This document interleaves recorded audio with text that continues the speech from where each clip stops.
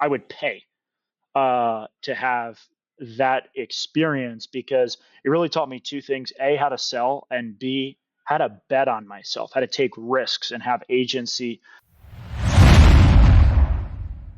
Hey, welcome back to another HVAC Success Secrets Revealed with Thaddeus and Evan. Unfortunately, Thaddeus is occupied as we made a last minute audible for the timing for today's conversation. We got Joseph Jordan on with Siro.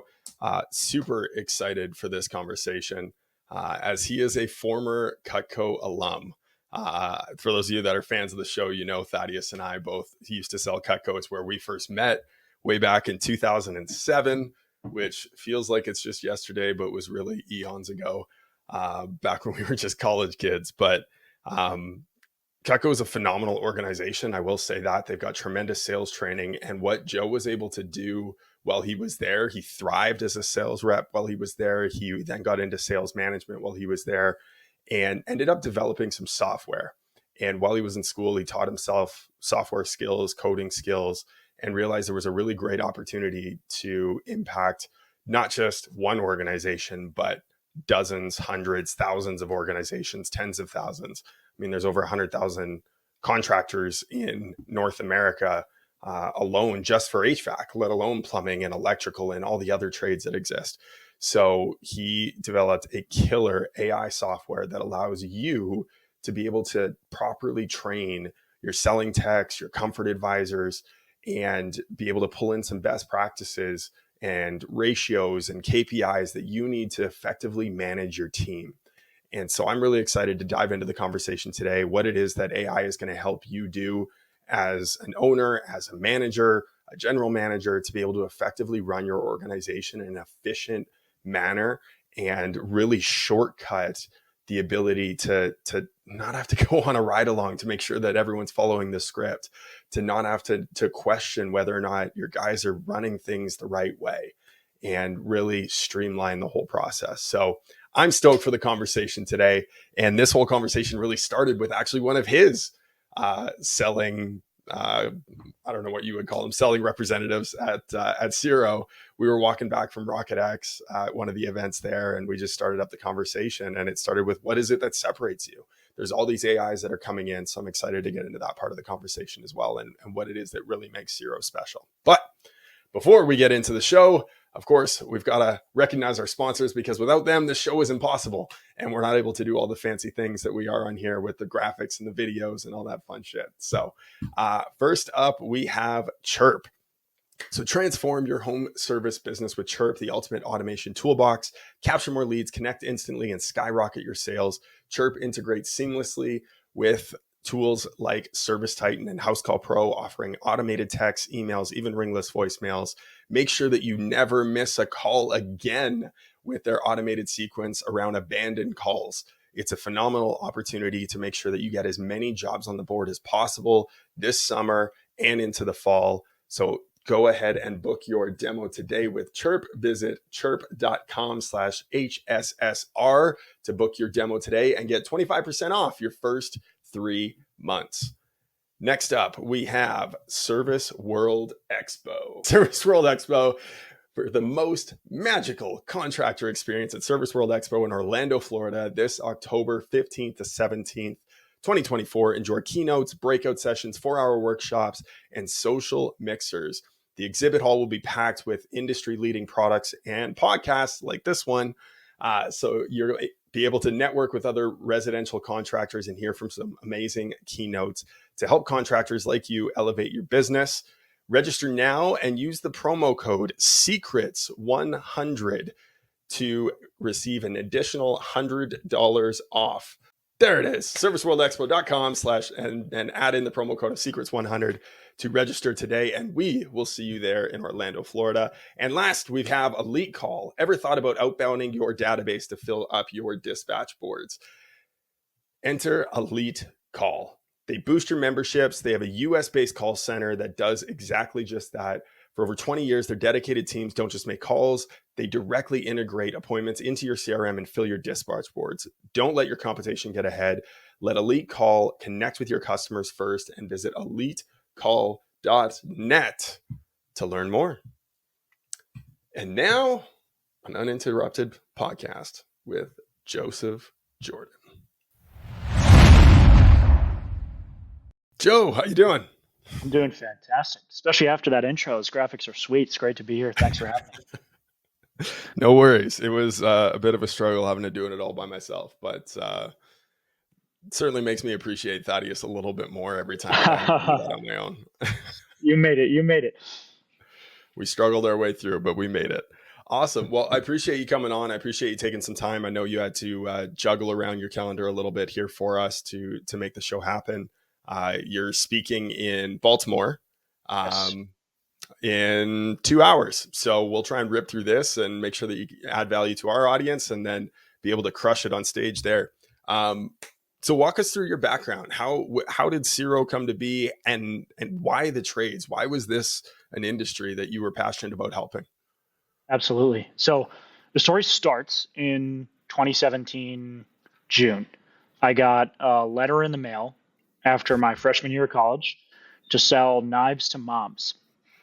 And uh, it sounded a bit weird, but it also sounded like it would look better on my resume than camp counselor, which was the alternative. Totally missed the internship boat. I will And tell you, it still sounds a little bit weird.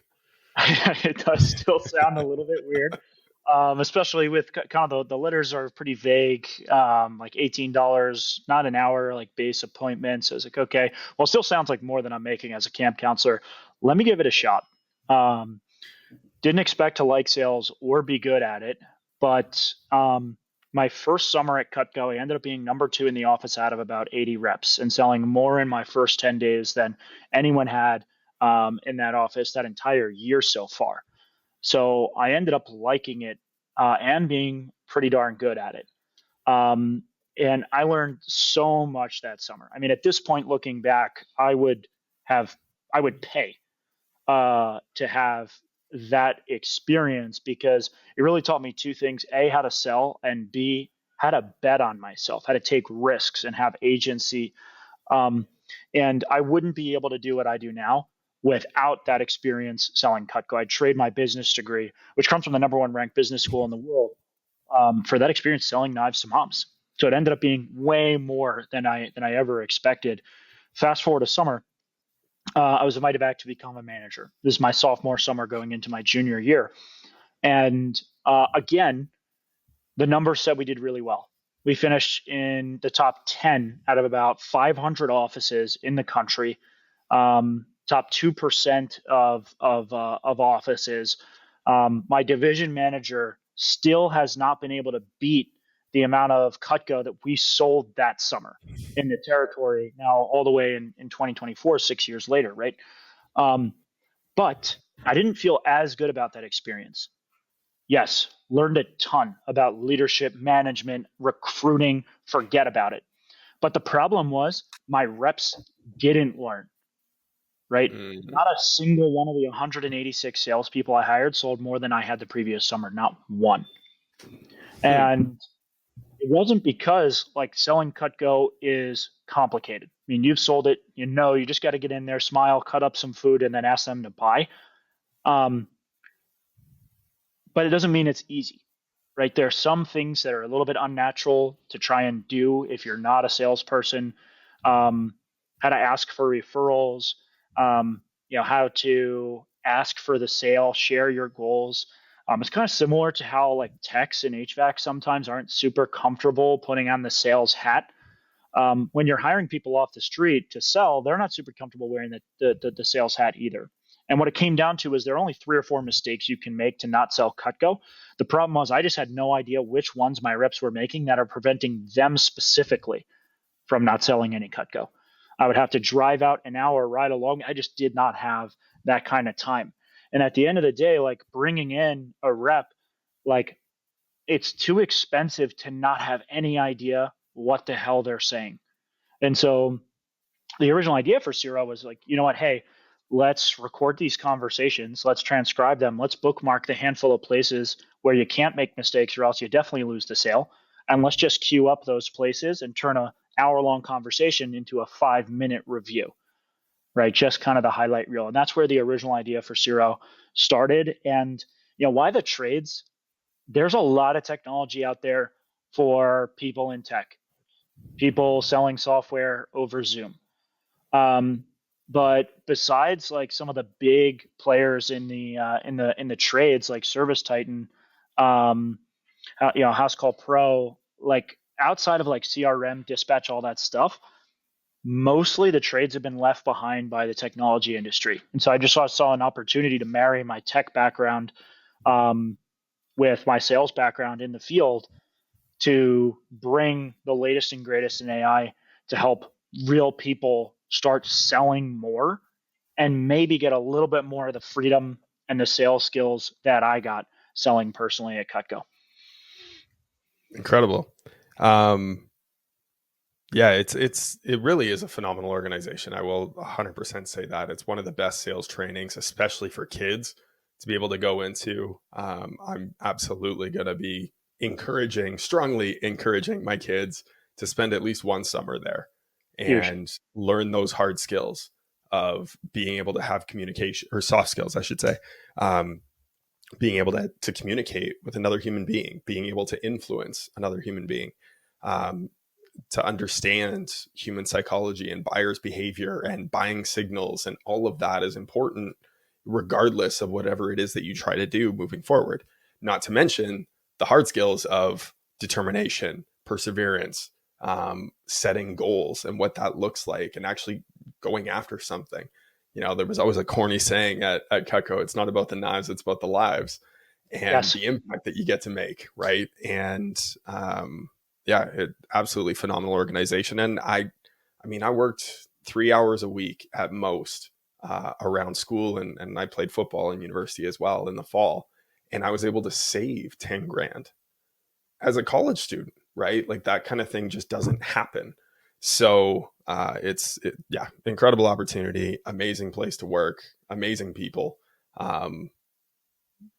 Some I will say it was difficult for me as a manager to be able to recruit people because it was all about numbers, which Yes. I imagine that was a lot of where your success came from as a sales manager. It was sheer volume of people that you Yep. were recruiting versus the impact on one person. I'm Yep. curious because something that I know I struggled with as well, being a top sales guy myself, and then coming into the management side, outside of being able to listen to what it is that they were doing on each individual presentation, what other disconnects were there in terms of trying to get the best out of them and trying to get them to execute at a really high level? Yeah.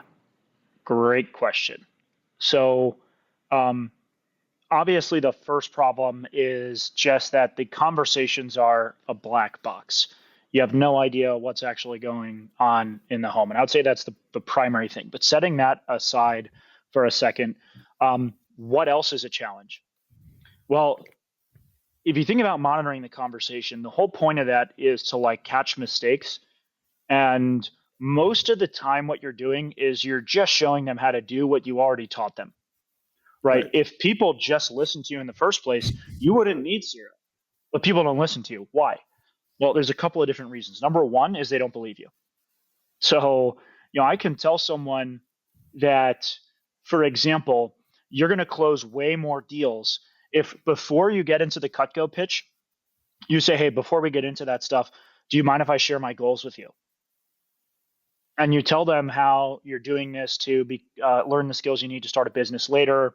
You're going to tell them you're in a contest period and you're X percent of the goal. And by the way, you don't have to buy the other Y percent today just to help me out, Mrs. Jones. But listen, if you do decide to get Cutco, when we write up the order, I'm going to make sure you get the greatest deal possible because of this contest period that I'm in that ends tomorrow.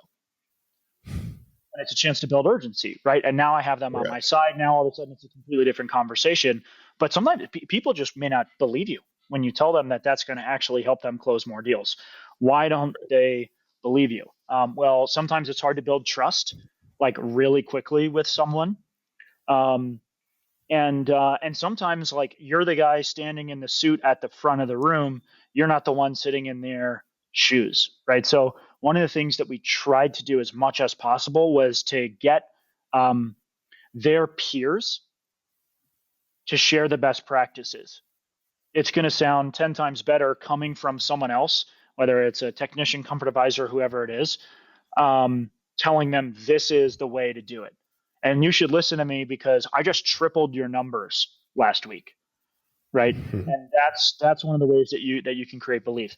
The second reason that people don't do what you tell them to, in my experience, is because they just don't know how, right? I get up there and I role play my style, right? But you may have a completely different style. So my sales style is a lot more question based. My whole goal is to make you feel understood, like I get your situation, and then I'm gonna, present a solution that's just really tailored to what you need. Other people are more charisma based sellers. They just make you their friend and you want to buy from them no matter what the hell it is that they're selling you. Other people are just super process oriented. I'm going to hit all the freaking little buttons to make sure we have the whole, right? There's different styles. And so sometimes if I tell you this is how I handle an objection, that may not be your style. And so one of the things we tried to do as well at Cutco was figure out the top reps we had in like each of those styles, and then have each of them sort of role play in a training or a team meeting how they would handle the objection, because there's more than one way to skin a cat, so to speak, right? And so, um, and I experienced this myself as a rep. I didn't really start doing some of the advanced techniques. I was like, there's no way I could do that, until my manager went and found me recordings pre-Siro that he recorded of one of the top reps that he had like 4 years ago that matched my sales style. And all of a sudden it clicked. That I could do. I started implementing those things and my average order doubled overnight. If I had just seen that recording from that guy who matched my style, I would have taken those on way earlier. I would have made twice as much money in the last month. So those are the two big challenges that I see trying to get people up to speed, is just like, do they believe you? And do they have an example that they believe in themselves, their own ability to actually model? No, that's a fantastic point. And by the way, for anyone listening to this, this only applies to Cutco. It doesn't apply to sales in any other organization whatsoever. Uh, of course, being slightly facetious with that. But no, it's funny you even mentioned that and sharing goals. And I can already hear, because I was a comfort advisor. After I left Cutco, I went and sold HVAC equipment. And um, I being in that environment, a lot of them are very hesitant to talk about themselves, their goals. They're like, yeah, it's easy for a college kid to do it, but for a grown man, like that's just not something that I would ever do. And yet, what was it, 3 months ago, we were at Epic at EGIA, Tommy Mello up on stage. What does he talk about? How he gets all of his technicians, when they're doing a sales presentation, to pull out what their goals are, to pull out pictures of their family. And wouldn't you know it, they get more referrals, higher average ticket, higher everything, right? Why? Because people are now engaging with you. They care about you. They care about something that's bigger than them. When we talk about reviews, we often talk about the fact that people are more willing to leave a review for you as an individual technician than they are for the company. So being able to engage with them and say, like, this is one of the ways that I'm judged as a technician and I get reviewed as a technician by the amount of reviews that have my name in it, it's going to engage the customer in a different way. It creates a different feeling. So I love that point, being able to get people to buy in and share the goals and all of that. But yeah, like it is a struggle to get that buy-in from people. And that's the thing that I love about what Siro does for contractors, is it enables you to get in on that conversation. So with the second point that you mentioned, in the different selling profiles, the different characteristics of a technician, of a comfort advisor, is Siro able to pick up on that and match it to someone else who has that similar profile and show them examples of that? Great question. So creating these sales archetypes, as we call them internally, we don't do it yet. It's on the roadmap. It's going to be really exciting when we have it. Here's what we do in the meantime, right? So let's say you ran into, we're getting other quotes. As the moment you finish that recording, we're going to find recent examples from the top performers, whether it's like techs or comfort advisors, whatever it is. And we're going to put as many different examples from those different top reps as possible right underneath. We call that our answer key. And so what happens is, over time, I'll click into one or two of them. It'll take me right to where they recently overcame that objection and how they handled it. I'll get a sense of who my favorite top reps are that I feel comfortable modeling. And then what happens is I can follow that person. Mm. And now they're going to be recommended to me at the top of my feed. I can jump into any of the moments from their conversations that they've opted to share that are deemed like these model conversations, and learn from how they bring up memberships, right? How they present the good, better, best, share the options, whatever it might be. I sort of like get a chance to explore early and then zero in on the one or two guys that I really, really feel match my style. And then what tends to happen is someone on a drive home, it's like, you know what, I just finished that audiobook or that new podcast episode isn't out. Let me just pull up one of these full things from one of these guys. And you sort of start to learn by osmosis by listening to how these people sort of do their conversations. Interesting. Well, and I think an important factor there too is in the recruiting side of things. When you're bringing people into your business, to not pigeonhole them into, well, you don't have the charisma to be able to sell. You don't have the gift of the gab to be able to sell. Like, anyone can sell. It's just how they go about doing it, and do they have a mentor or a leader, an example of how to succeed within the style and the characteristics that they have. Is that accurate to say? Yes. Love it.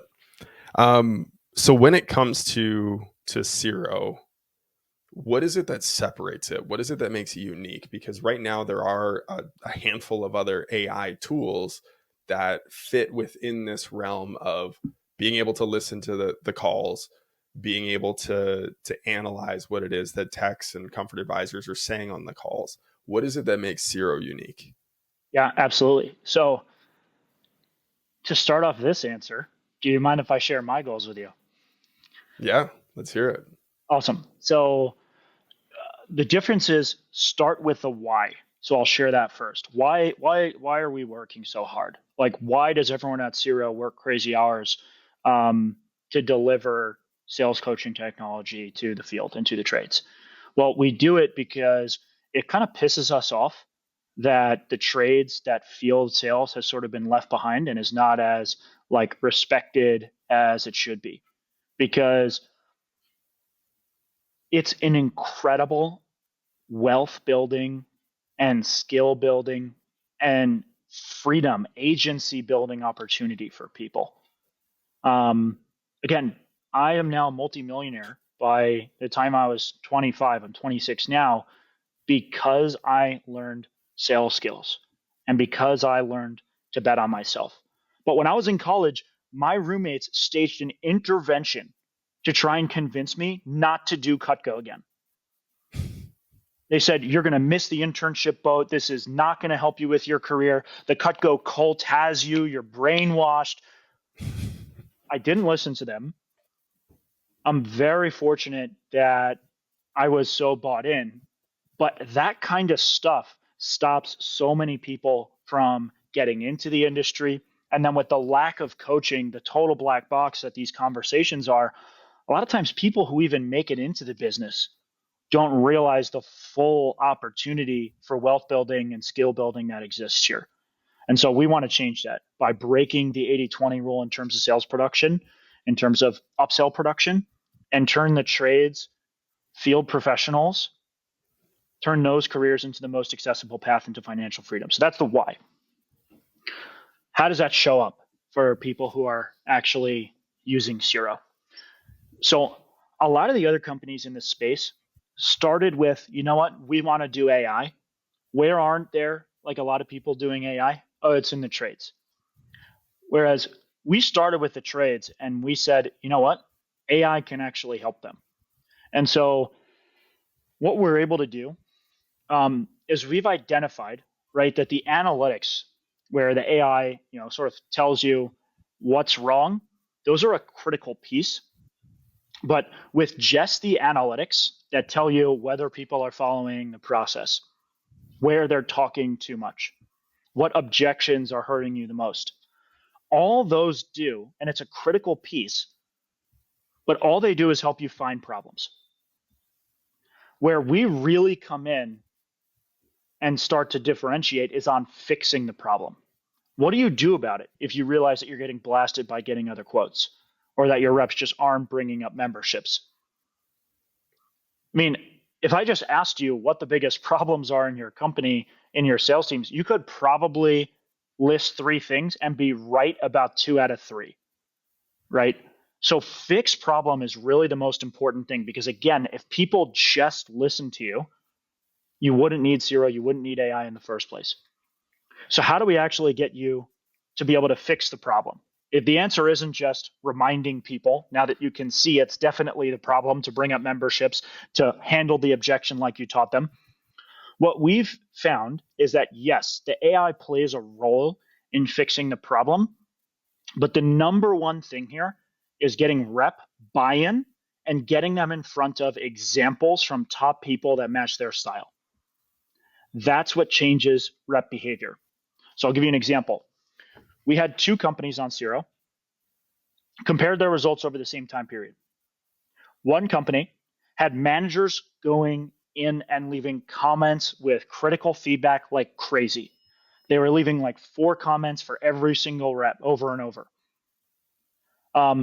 But their reps weren't engaged. 2% of them were actively listening to the audio clips. 2. We had another company where the rep managers were asleep at the wheel. They weren't really commenting at all. But 40% of their reps were listening to audio consistently every other day for 15 minutes for sustained periods. Guess which company improved more? The one where the reps were listening. 100%, 12 times more. They improved their net sales per lead by about 24%, whereas the other company only improved like 2 or 3%. And so where does the difference come in? It's in the functionality that we have to get reps listening to each other, to get reps sharing recordings with each other. So we have almost like a little Facebook, Instagram, TikTok feed within the app where people share their best practices, a leaderboard where you can see within Siro who has the hottest recordings around the company, the answer key that automatically recommends these short clips if you're missing pieces throughout the conversation, notifications when your clips are getting a ton of views. And so what we do with this follow system is we create an environment where everyone is competing to create training content for each other. That's what gets rep buy-in. That's what gets people listening. And now you have the tools to say, hey guys, let's focus on sharing best practices for this thing that we know the problem is. And that's when you start to see behavior change and when you start to see improvement. It's taking like have the top reps role play 3 different ways to do the thing in the team meeting, bring them into training to tell your reps to share their goals instead of you saying it. It's automating that day after day and week after week. And that's what ends up creating massive results. And that's why Siro is different, because at the end of the day, we're not all about AI. It's not the whole solution. A lot of it is just getting reps listening to the right pieces of audio. And AI plays a role, but it doesn't get you all the way there. Right. No, of course. And I think that's something that I know a lot of people are resistant to whenever they're looking at introducing something new into their business, is getting the buy-in from the team. You know, I've seen companies try and switch their field software and go from one to another, and they get halfway through the onboarding and they pull out, and we'll ask why. And CSRs didn't want to switch, dispatch didn't want to switch, office manager didn't want to switch. The team just pushed back. They didn't want to do it. They felt like it would ruin everything and make their lives harder. If you don't get the buy-in from your team, you're never going to be able to move forward with any type of new tech. So let's walk through that. How do the best companies get the most buy-in from their team initially, and then how do they increase that over time? Yeah, absolutely. So the first number one thing that you're going to run into is the big brother objection, right? And you'll see this more with other tools than Siro because of the way that they're structured. But basically, what you have to let your team know is that you are not going to get in here and micromanage them. This is for them to share best practices, you to share best practices, and hold each other accountable to getting better.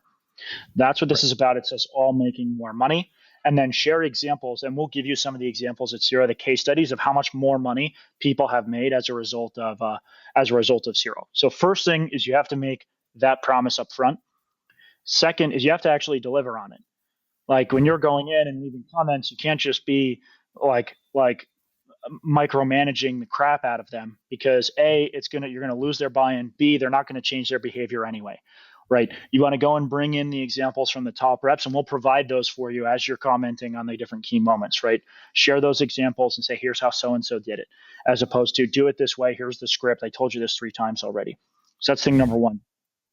Thing number 2 is start with your top reps, sales, technician, service, all this stuff. It's monkey see, monkey do, right? Mm-hmm. People will always listen to the top people more than they will listen to their manager. And so get those top people on so that they can get in front and say, guys, this is really cool. You're going to be able to hear what I do, how I just closed that such and such deal last week. And I actually listened to a recording the other day, and it helped me accomplish this week. Like this is going to be really great. So start with the top reps, let them do some of the selling for you. Second is you want to set the expectation that this isn't an option. This is something we're all doing together. And make it a part of the culture. You don't have to be like texting a bunch of reps who didn't record all the time, or a bunch of techs who didn't record a bunch of the time. What you want to do, though, is every time you get in front of a team meeting, just prep one clip. You'll have clips in the posted section ready to go for you. It takes 3 seconds to pull one up. Just throw it up on the screen and recognize the person for A, recording, B, doing a good job, and let the team talk about what they liked. And instantly, it's not about micromanagement or Big Brother. It's about us learning together. And it creates a culture where I want to get recognized. I want my recording up there to show off how good I'm doing at selling memberships or whatever it might be.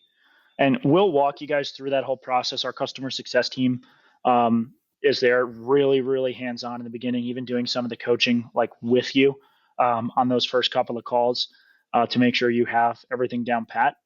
But those are kind of the key, really tactical things.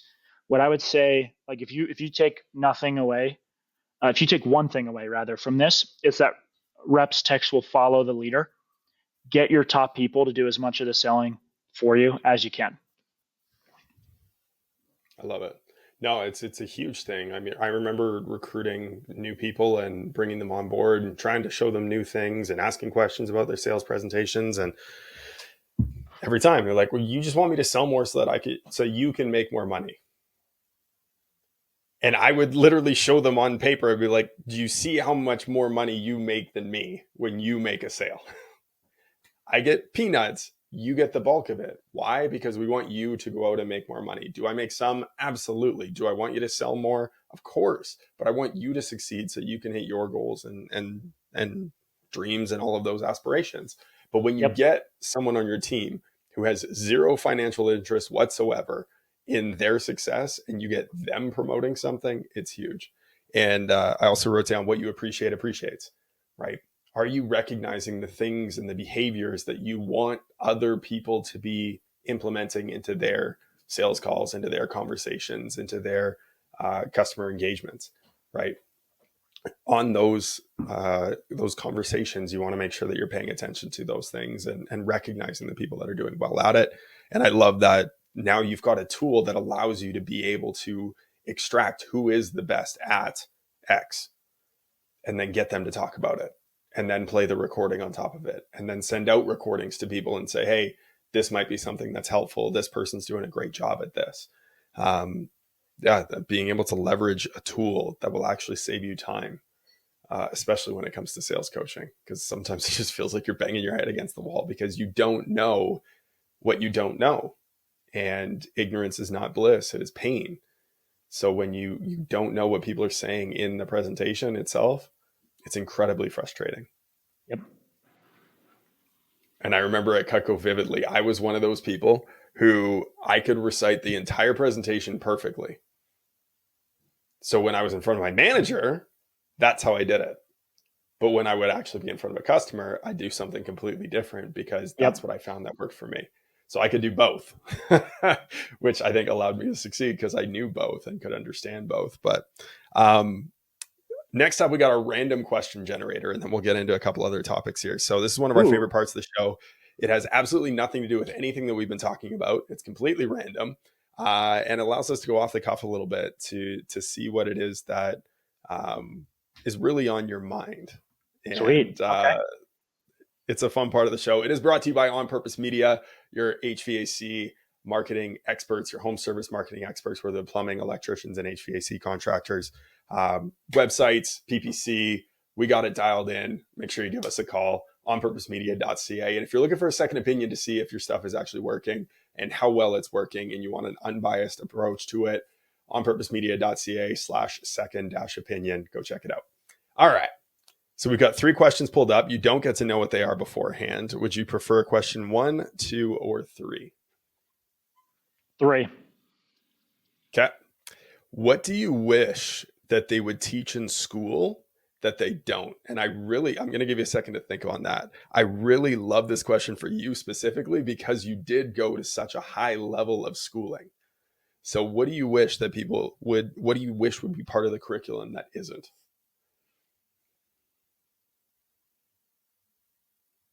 That is a great question.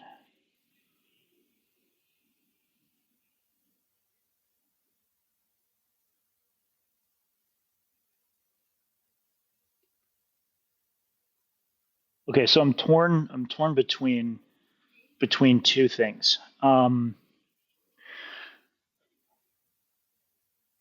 Maybe I'll share both. So um,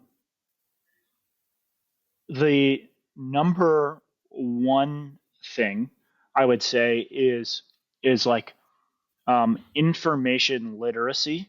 So especially as more and more people just basically get their information from social media, which sort of like learns the kind of content that like you like and then feeds you more of it. It's pretty easy to end up in a place where you're just seeing stuff that like you would already agree with, whether it's news, whether it's like developments in AI, whatever it might be. And I think it's very easy for you to like basically your thoughts to become a program of the algorithm that you're seeing. And so um, I think like people need to be taught how to shape their information diet, and how to spot like things that maybe are missing information, so on and so forth. And this happens on like both sides of the political spectrum, all across it. Like, so that's one thing. I think like the news, for example, like the average age of cable people on cable news, like over 60. Like no one's really watching the news anymore. Everyone who's coming up now is getting all of that information from social media. So that's one thing. Um, Yeah. the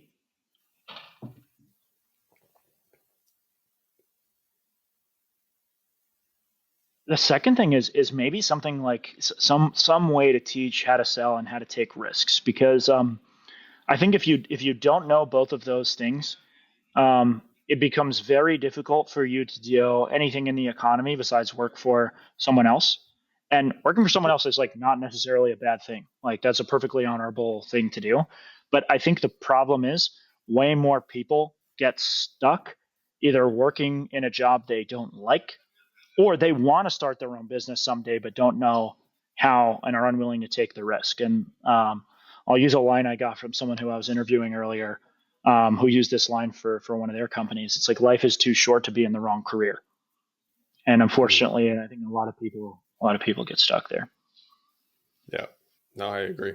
Well, and that's Gary Vee's a big perpetuator of tasting and trying a whole lot of shit when you're young, right? See what it is that fits for you, try stuff on and go after it, take risks, right? But it's difficult for people, especially in today's society, the way that people are brought up. It's very much like you got to have it figured out. You got to know what you're doing. There's this pressure that's put on kids to figure it out early. And I love that, to Yep. being able to take risks and try stuff on and see what it is that works for you. Also really love the info literacy part because, as a marketer, we leverage social media to get our message out in as many different ways as possible, and leverage the algorithm and what people are paying attention to. And we know how it works and how it operates, and that it's a reflection of what's going on inside. And letting people know that that is actually what is happening. And it comes back to what we just talked about too. What you appreciate appreciates, right? What you focus on expands. And so Yep. if you're focused on one side of the political spectrum or the other, it doesn't matter. The algorithm is agnostic to that. It actually doesn't care. It's going to continue to feed you information, which is going to get you to stay on the platform. That is its sole purpose and sole goal, because that drives revenue. Yep. It's twisted and wild, but that's why it exists. It's going to feed you the things that are going to keep you engaged. Speaking of that, and here's a wild way to twist this back in: keeping reps engaged versus I've heard this before. I know at Cutco this happened, as a comfort advisor this happened.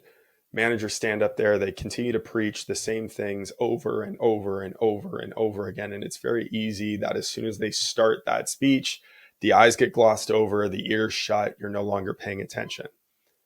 How does having an AI tool allow you to get through that, to continue to feed similar information that's going to actually solve problems and get you to improve, versus the tired old tricks of continuing to harp on do it this way, do it this way, do it this way?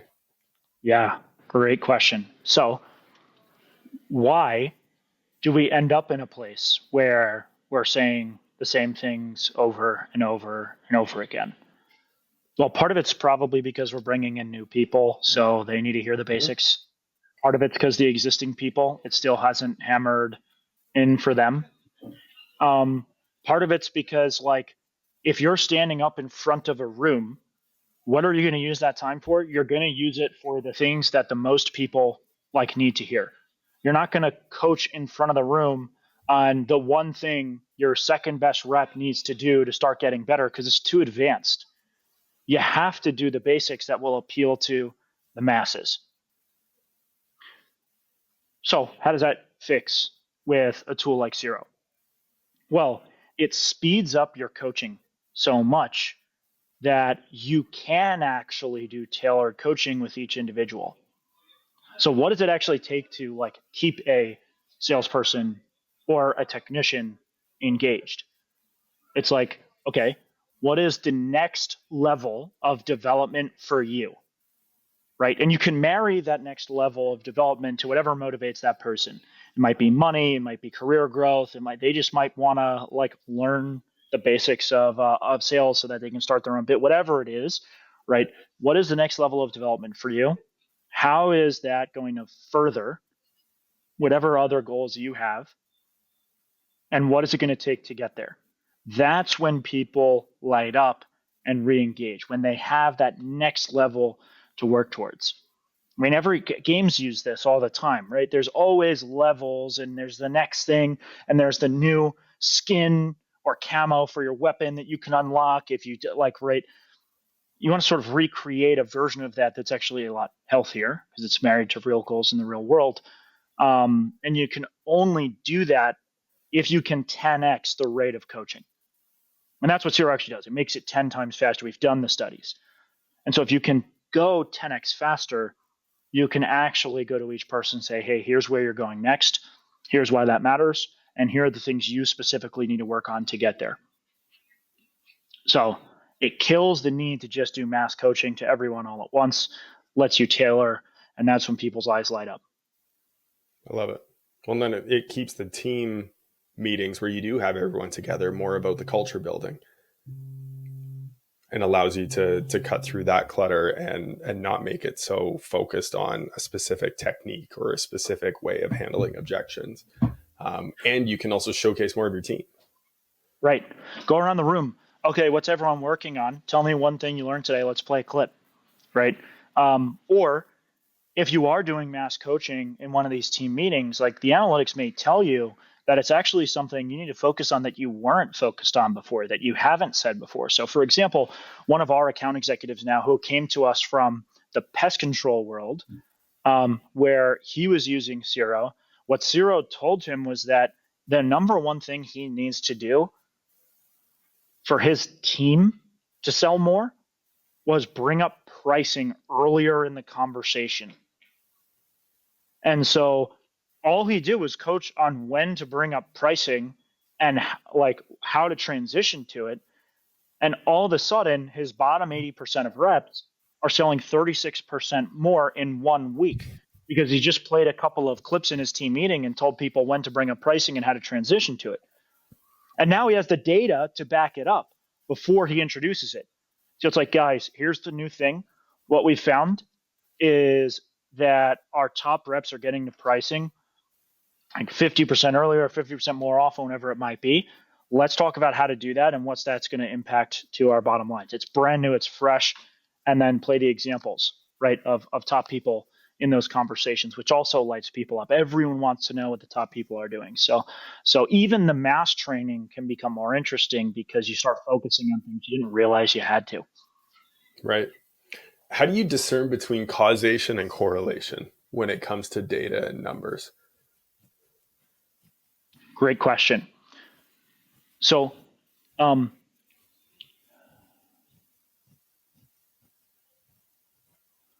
when you're looking at something like that, right? That's where like you need to have a little bit of wherewithal to understand why that might be happening, right? Because bringing pricing up earlier, like maybe isn't exactly the thing that's going to create those results. It might just be that you're talking past the close somewhere else. In this case, they're in door to door. So they were getting kicked off the door before they even had a chance to bring up pricing. Whereas if you just get pricing out and give yourself a shot to close before you get kicked off the door, you're going to close a lot more pest control. And so this is also where the AI is not going to tell you everything. We're working on some stuff right now that will actually be able to explain and hypothesize some reasons why for you. But for now, like, take a look at it, share with your team.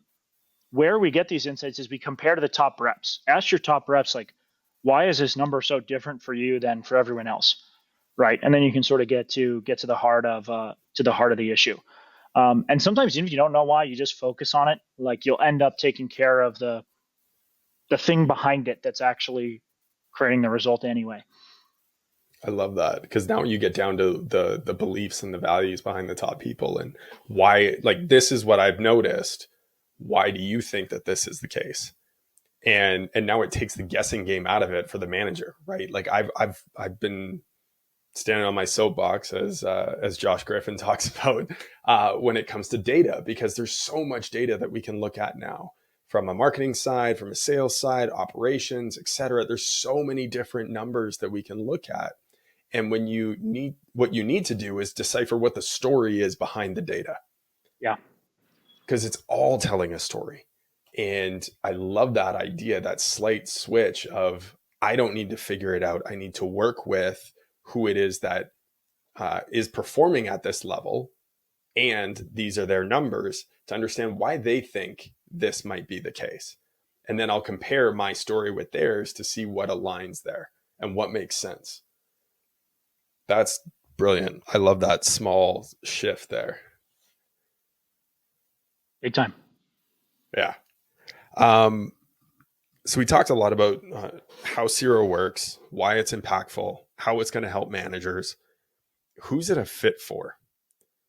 What size of company? Is it companies that have selling techs? Is it companies that have techs that flip to comfort advisors? Who is it really a great fit for? And how can companies get to that level? Yeah, absolutely. So it's going to work for both the comfort advisors and your techs. It's especially going to work for your techs if you somehow compensate them based on like the upsells that they do, even if it's just like you pay them more for those jobs, right? Mm-hmm. Because then they're like there's a what's in it for them. The AI is really going to be able to decipher like what's going on if you have at least 5 people out there doing those recordings. Once you're below 5 people, whether it's techs or comfort advisors combined, then it starts to not make as much sense. I would recommend working with some of the great like consultants and sales trainers that work out there to help you get to that level. But once you're there, then it starts to make more sense. So for contractors that are concerned with the data being shared, because you have access to all of these companies' best practices, and some of them want to keep that in-house, they want to keep it tight knit, they don't want to share it. Others, of course, are very open and they believe in the abundance mindset and they can share with anyone because they know 95% of people aren't going to implement stuff anyways. So I may as well just share it. The other 5%, they would have figured it out regardless. So for those ones that are afraid of that, how does the data get shared? How do the KPIs get shared? The ratios get shared? And what is it that's unique and gets closed off and is just for your company? Yeah, totally. So we are never going to share any of your recordings and transcripts with other people, point blank, period. You own the recordings. You can ask us to delete them, to export them. You can export them yourself. Whatever it is, that's yours, point blank, period. Now, what actually is shared? So a lot of the key moments that we've taught our system to recognize. So the objection, for example, I'm getting other quotes, or I want to think about it. Or if you have a one-legger, like I want to talk to my spouse, right? We train the algorithm on everyone's conversations. So it's able to recognize them on day one when you start recording. Mm. The second thing we do is we have pre-packaged bookmarks for other key moments, especially if you work with like a Nexstar or a Blueprint, right, with Victor. We'll be able to recognize a lot of those key moments out of the box. So right off the bat, you start recording, we'll be able to track whether and when they asked to see if their park job was okay, whether and when they put on the booties, right, when they get into the home. These sorts of like basic things that are going to happen across all HVAC conversations. We've just trained it to recognize whether and when that's happening in the sales conversation. And we train that across the industry, so it's able to recognize that in all the conversations. A second thing that we'll do is like best practices for how long you should be spending on a certain thing, how fast you should be talking. We'll start with sort of a template that we've seen that's best practice for the industry. And then it'll, you can go ahead and change that over time for your particular company. Got it. Do you guys ever run into compliance issues or get a lot of pushback from either technicians or homeowners saying, I don't want to be recorded? Yeah, great question. So we almost didn't start the company because we were worried that we would get a bunch of like pushback from homeowners. But it just has turned out to be basically a non-issue. Of course, there are going to be some people who are like, I don't want to be recorded. But they turn out to be pretty few and far between at this point. I think people are pretty used to being recorded. And in some cases, because there are a lot of poorly run companies out there, let's face it, like people feel more comfortable that there's someone who's quality controlling these conversations. And if I'm promised something, like I have like some way to prove it. And one of the things we found is that in many cases, having the recording has actually helped defend companies. Like, hey, actually, you didn't promise this, or we're God forbid you have some sort of lawsuit. It's like, actually, we did it basically the right way. And if you do have someone who is like doing things that are not okay, you can nip that in the bud, either by correcting the behavior or doing a strike system, and then, God forbid, of course, having to terminate the person. But as far as like the legality goes, there's obviously nowhere where you can hide behind a bush and record other people's conversations. But in most states, you're allowed to record basically any conversation that you're a part of for in-person conversations without like getting permission from the other people in the conversation, because it's a safety thing at that point once you're in person. There are 11 states where you do just have to let the customer know you're recording. They're like continuing the conversation is the implied consent to be recorded. You're good. You can disclose it. Hey, we're recording for quality and training. It doesn't have to be the very first thing out of your mouth. You can introduce yourself, so on and so forth. And some people make jokes. Like we even had one rep say like, we're recording for quality and training.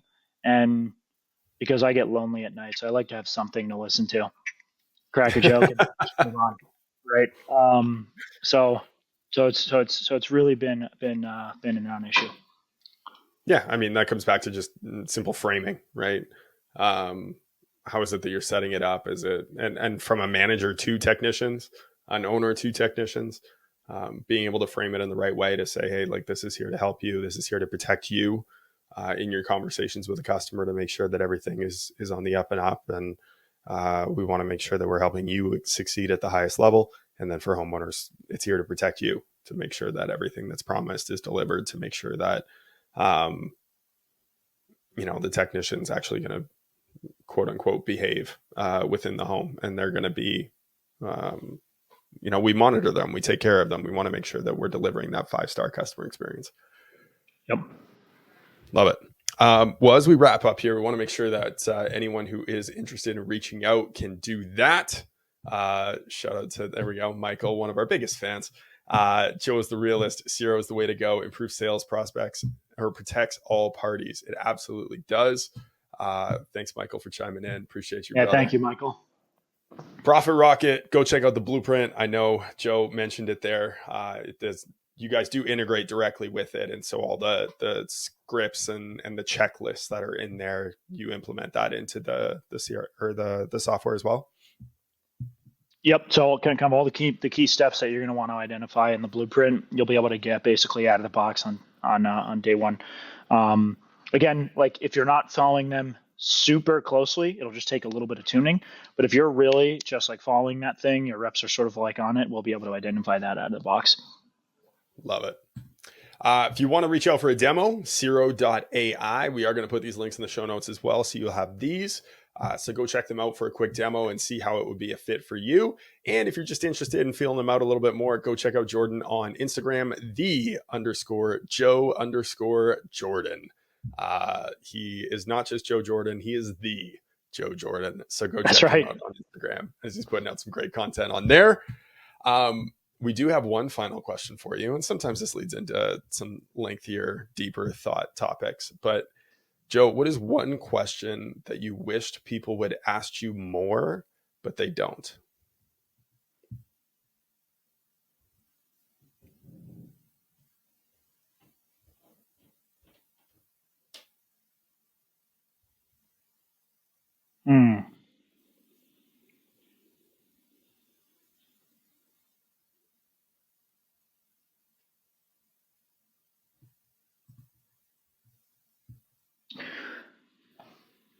Where is AI going is one interesting one. Why, like, how do you have a team that's so bought in? Like, is another interesting one. I guess you asked me for one and I just gave you two. I also failed that test on the previous question. That's all right. Standard overachiever coming from Cutco. All right. Well, let's unpack that. So, number one, where is AI going? Where do you foresee this going? Yeah. So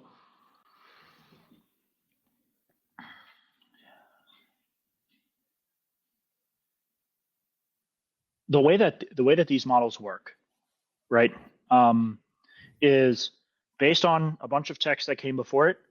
All it does is try and predict what the next token should be. And a token is like a unit of text, typically a word or like half a word, predict what the next token is.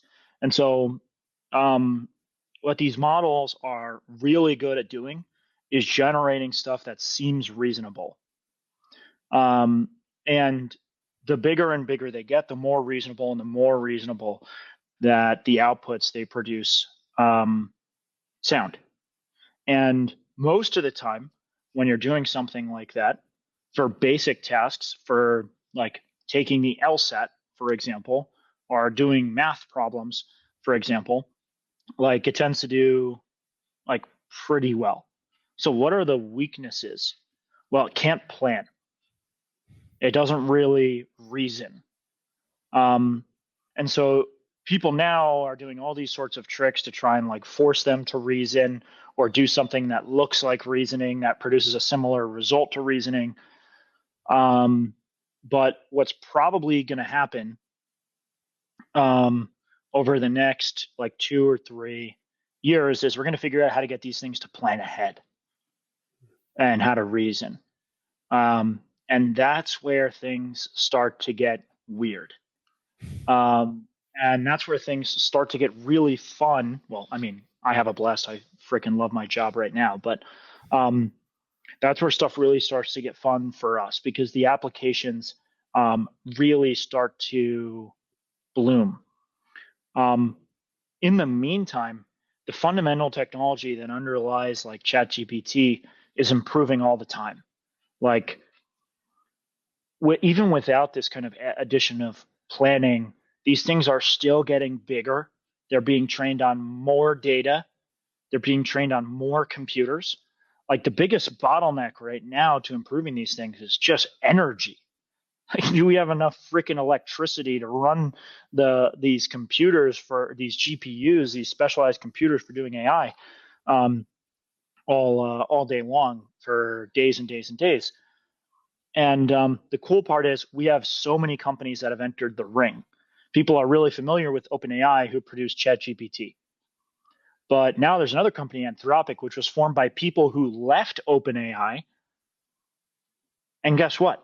Anthropic's latest model is now the #1 model in the world, Claude 3.5 Sonnet, according to most benchmarks. It's better than GPT 4.0.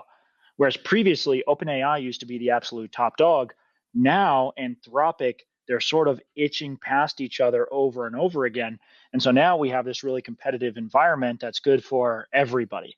And so the tooling built into Siro, every time a new model comes out that's better, basically immediately benefits. And so, for example, now we're launching a feature called Ask Siro, where you can literally just go in and ask Siro what the sales rep struggled with, where we lost the customer. Did they bring up memberships? How did they do price conditioning? What else could they have done to better price condition? And you just get answers that are great. And it links exactly to the points in the recording. And those kinds of things are only going to get better and better and better. And so, like if you're not on the AI train yet for your sales and your techs, get on it.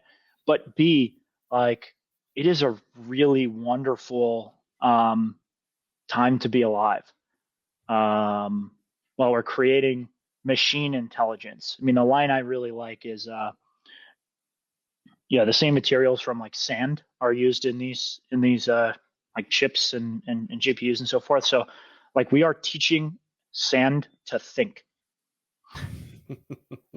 right? I forget who first said that, but I love it. It's really what's happening right now. And yeah, there are some parts of it that are scary, but what a privilege to be alive at this point in history and be able to watch this unfold. Right.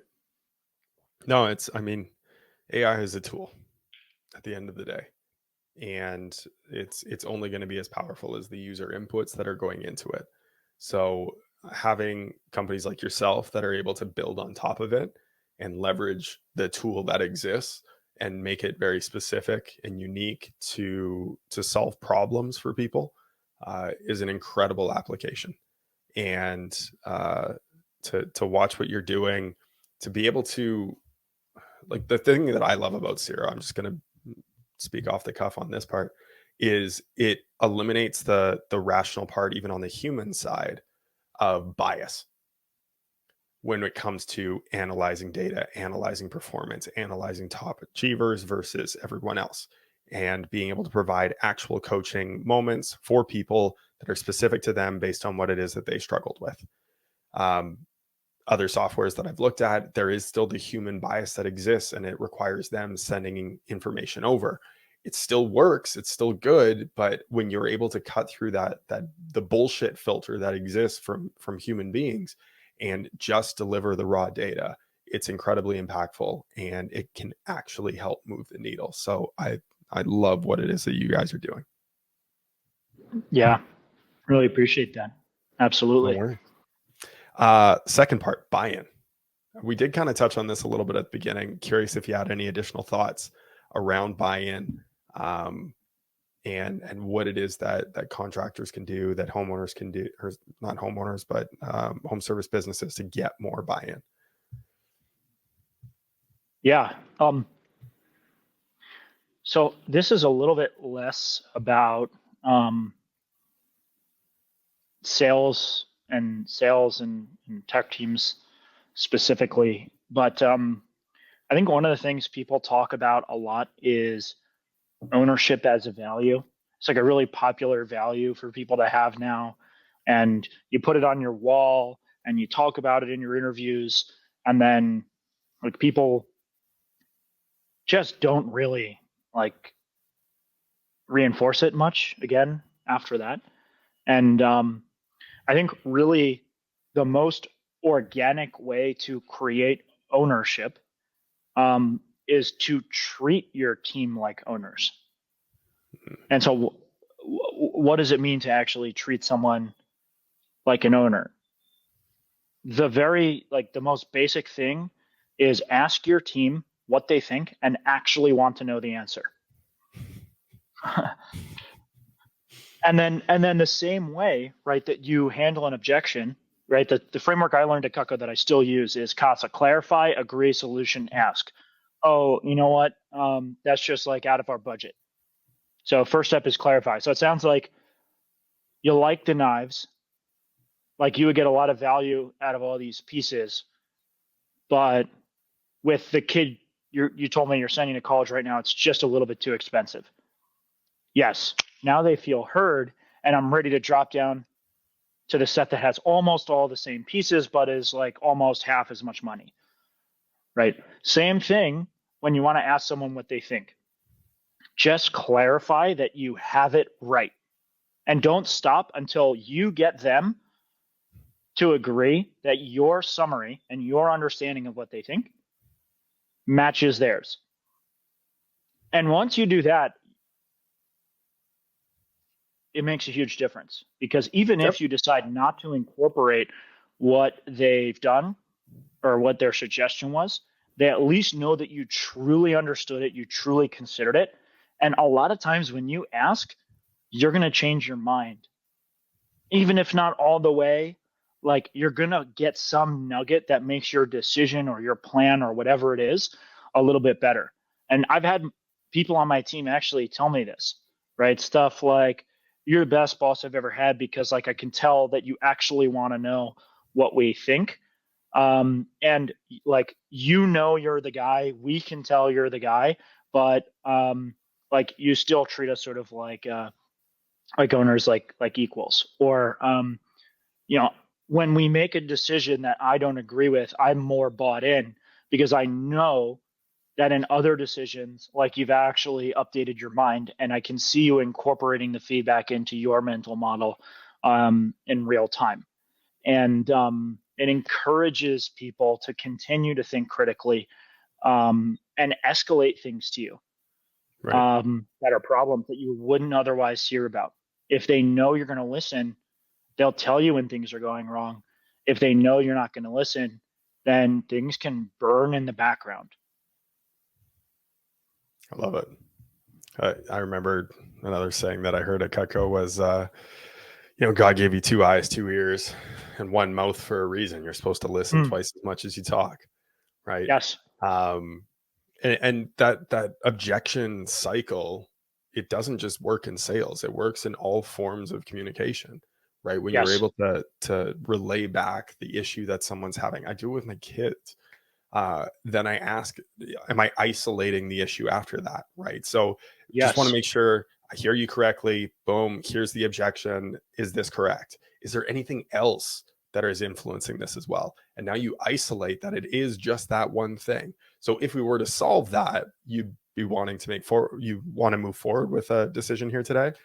Right. And then you can drop down from, maybe we don't do the full, variable speed system. Now we're going to drop down to a 2-stage system instead, right? Yep. Maybe we don't go for the 22 CHIIRP. Maybe we drop down from there, right? Yep. Whatever it is that the drop down comes down to, we provide another solution. If it is a cost thing, now we can offer other solutions. Maybe it's not dropping down the system. Maybe it's offering financing instead and making it more affordable for them today. And now you've got the monthly option versus the whole upfront cost.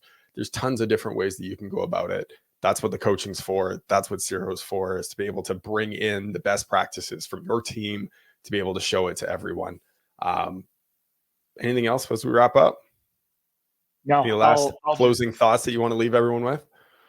I'll say the simplest way to summarize that, I think it clicked for me as you were talking, is like in sales, what I learned was people don't buy because they understand, they buy because they feel understood. And it's the same thing with your team. They don't buy in because they understand. Like, of course, it helps to understand the vision and so forth, but they buy in because they feel understood, they feel a part of it. So I just learned something. There it is. That's it. Mic drop. Joe, thank you so much for joining us. Appreciate it. Again, go ahead and check out Siro at Siro.ai. Simple, easy to type in. I don't even need to spell it for people. It's perfect. Joe, thank you so much for joining us. Appreciate you. And good luck on your message here in 35 minutes. Yeah, it was a blast, Evan. Appreciate you too. Thanks for having me. No worries. And until next time, cheers, everyone. Well, that's a wrap on another episode of HVAC Success Secrets Revealed. Before you go, two quick things. First off, join our Facebook group, facebook.com/groups/HVAC Revealed. The other thing, if you took one tiny bit of information out of this show, no matter how big, no matter how small, all we ask is for you to introduce this to one person in your contacts list. That's it. That's all. One person. So they too can unleash the ultimate HVAC business. Until next time, cheers.